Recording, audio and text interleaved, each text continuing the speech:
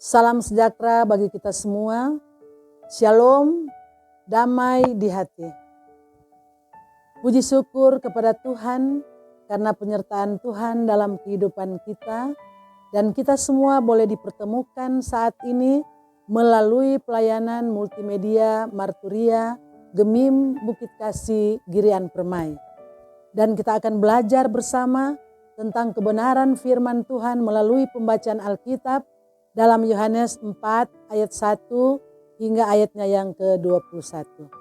Yang merupakan perenungan firman Tuhan dalam MTPJ Gemim mulai tanggal 23 Oktober sampai dengan 29 Oktober tahun 2022. Tema mingguan, air kehidupan yang memulihkan. Namun sebelum itu, mari kita minta tuntunan Roh Kudus. Kita berdoa. Segala puji, syukur, hormat dan kemuliaan nama Tuhan. Karena Allah yang begitu baik dalam kehidupan kita. Dan kami bersyukur kepadamu Tuhan. Karena Engkau boleh menyertai kami dalam setiap aktivitas kehidupan kami. Bahkan saat ini Tuhan, kami boleh bertemu dalam kasih Tuhan melalui pelayanan multimedia Marturia Gemim Bukit Kasih Girian Permai. Tuhan Yesus memberkati pelayanan ini dan curahkan hikmat Roh Kudus menyertai kami saat ini. Mulai dari awal hingga boleh berakhir dengan segala baik.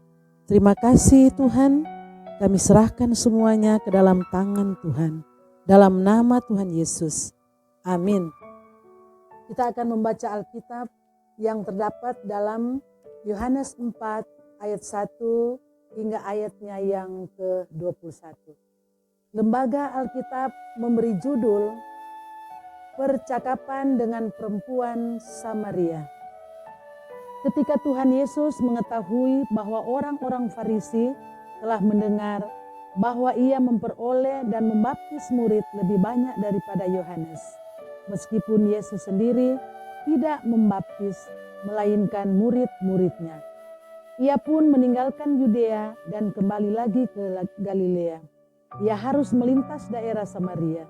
Maka sampailah ia ke sebuah kota di Samaria yang bernama Sikar, dekat tanah yang diberikan Yakub dahulu kepada anaknya Yusuf. Di situ terdapat sumur Yakub. Yesus sangat letih oleh perjalanan, karena itu ia duduk di pinggir sumur itu. Hari kira-kira pukul 12. Maka datanglah seorang perempuan Samaria hendak menimba air. Kata Yesus kepadanya, "Berilah aku minum," sebab murid-muridnya telah pergi ke kota membeli makanan. Maka kata perempuan Samaria itu kepadanya, "Masakan engkau seorang Yahudi minta minum kepadaku seorang Samaria? Sebab orang Yahudi tidak bergaul dengan orang Samaria." Jawab Yesus kepadanya, "Jikalau engkau tahu tentang karunia Allah dan siapakah yang berkata kepadamu, 'Berilah aku minum,' niscaya engkau telah meminta kepadanya dan ia telah memberikan kepadamu air hidup." Kata perempuan itu kepadanya, "Tuhan, engkau tidak punya timba dan sumur ini amat dalam. Dari manakah engkau memperoleh air hidup itu? Adakah engkau lebih besar daripada bapa kami Yakub yang memberikan sumur ini kepada kami dan yang telah minum sendiri dari dalamnya, ia serta anak-anaknya dan ternaknya?" Jawab Yesus kepadanya, "Barang siapa minum air ini, ia akan haus lagi. Tetapi barang siapa minum air yang akan kuberikan kepadanya, ia tidak akan haus untuk selama-lamanya. Sebaliknya, air akan kuberikan kepadanya akan menjadi mata air di dalam dirinya yang terus-menerus memancar sampai kepada hidup yang kekal." Kata perempuan itu kepadanya, "Tuhan, berikanlah aku air itu, supaya aku tidak haus dan tidak usah datang lagi di sini untuk menimba air." Kata Yesus kepadanya, "Pergilah, "Panggillah suamimu dan datang ke sini." Kata perempuan itu, "Aku tidak mempunyai suami." Kata Yesus kepadanya, "Tepat katamu bahwa engkau tidak mempunyai suami, sebab engkau sudah mempunyai 5 suami, dan yang ada sekarang padamu bukanlah suamimu. Dalam hal ini engkau berkata benar." Kata perempuan itu kepadanya, "Tuhan, nyata sekarang padaku bahwa engkau seorang nabi. Nenek moyang kami menyembah di atas gunung ini, tetapi kamu katakan bahwa Yerusalem tempat orang menyembah." Kata Yesus kepadanya, "Percayalah kepadaku, hai perempuan, saatnya akan tiba bahwa kamu akan menyembah Bapa bukan di gunung ini dan bukan juga di Yerusalem." Demikian untuk pembacaan Alkitab, dan kita akan masuk dalam pembacaan MTPJ dengan tema mingguan, air kehidupan yang memulihkan.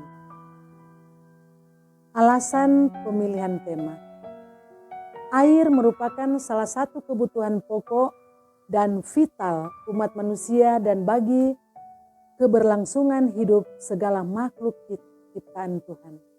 Air mampu menghilangkan rasa dahaga manusia sehingga mengalami kelegaan.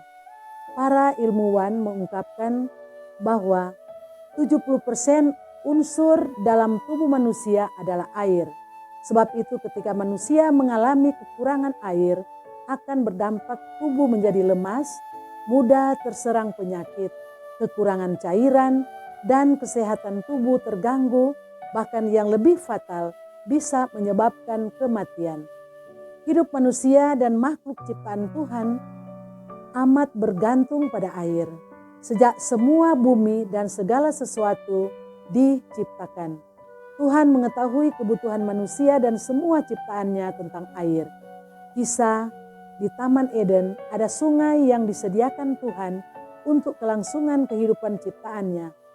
Tak bisa dipungkiri manusia jasmani kita amat membutuhkan air, apalagi manusia rohani kita pasti lebih membutuhkan air hidup yang tidak hanya sekedar menjadi pelepas dahaga dikala kita haus, tetapi yang mampu memulihkan kehidupan spiritual umat untuk selalu mendasari kehidupan pada firman Tuhan.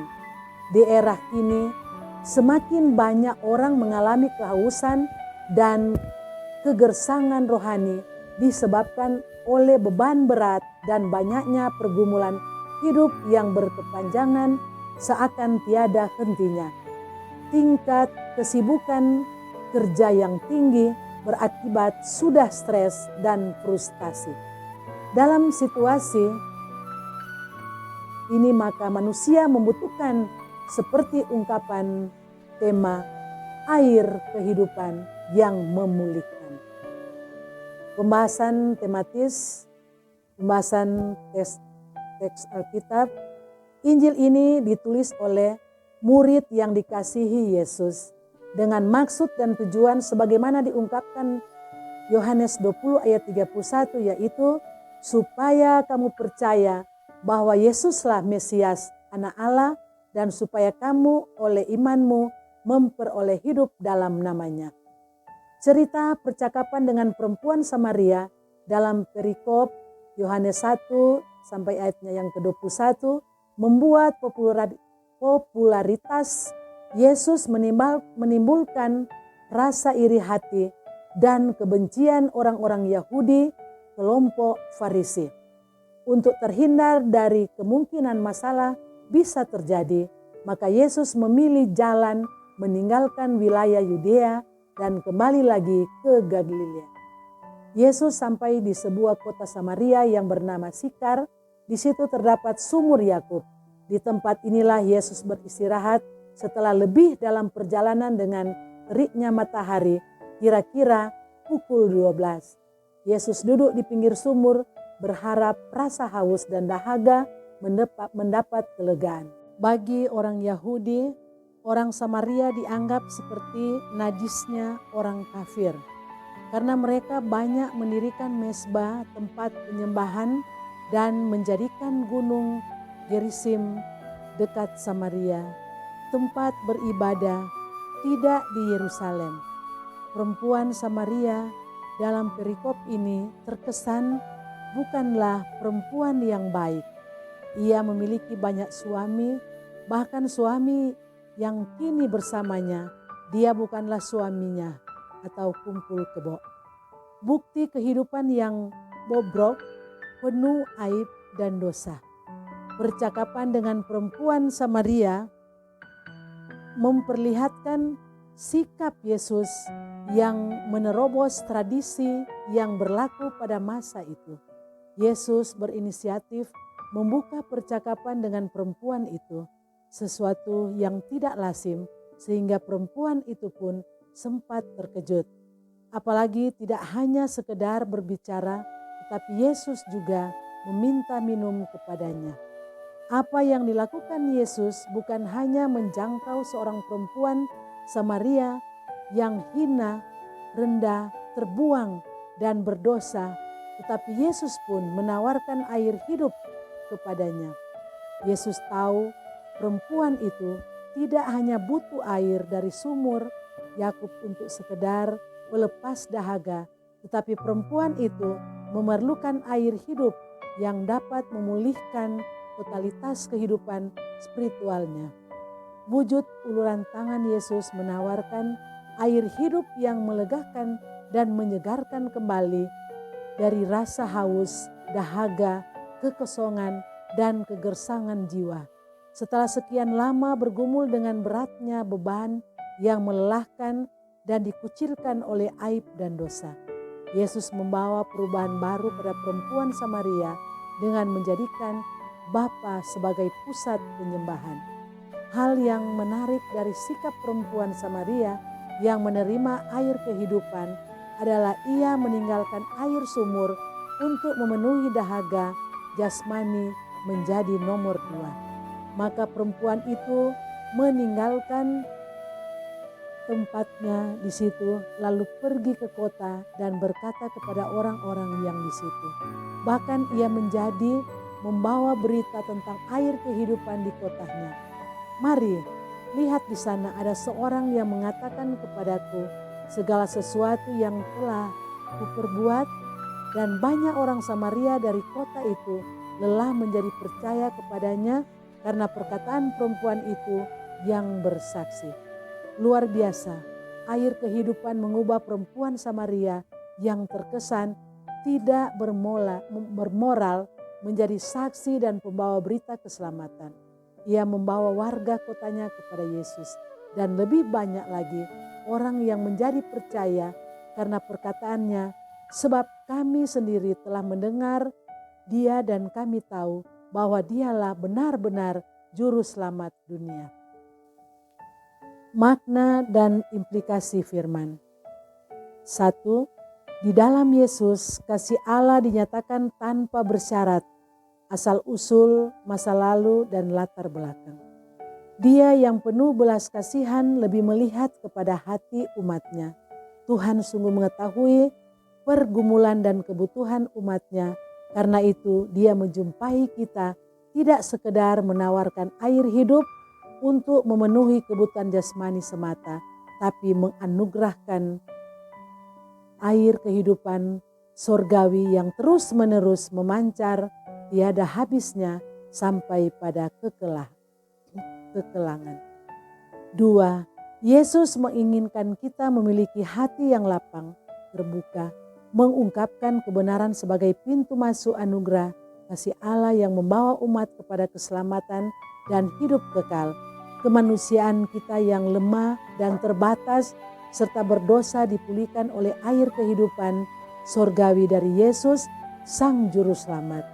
Milikilah selalu keyakinan bahwa Yesus yang sanggup memulihkan perempuan Samaria, maka Yesus yang sama akan memulihkan jasmani dan rohani kita, serta mengembalikan pada status dan kedudukan yang terhormat serta mulia menjadi anak-anaknya.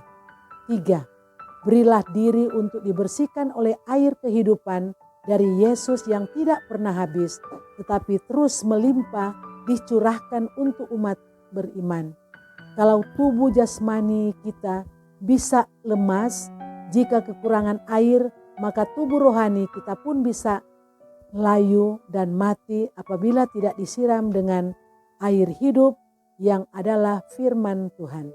Demikianlah kehidupan rohani umat hendaklah senantiasa diperhatikan pertumbuhannya dengan menyiram air hidup dari Yesus sumber air kehidupan. 4.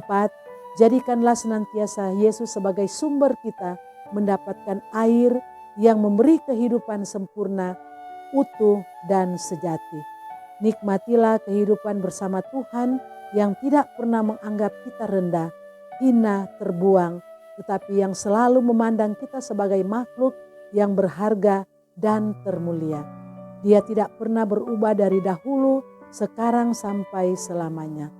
Untuk memiliki kehidupan yang dibaharui dan dipulihkan oleh air hidup dari Yesus, maka jadikanlah Bapa sebagai pusat penyembahan. 5. Perempuan Samaria yang telah menerima air kehidupan menjadi percaya dan mengubah hidupnya dengan mengutamakan air kehidupan dan menomorduakan air sumur. Perempuan itu meninggalkan tempat tempayannya di situ lalu pergi ke kota dan berkata kepada orang-orang yang di situ. Bahkan ia menjadi saksi atau pemberita Yesus adalah Mesias, Juru Selamat. Dan banyak orang Samaria dari kota itu telah menjadi percaya kepadanya karena perkataan perempuan itu yang bersaksi.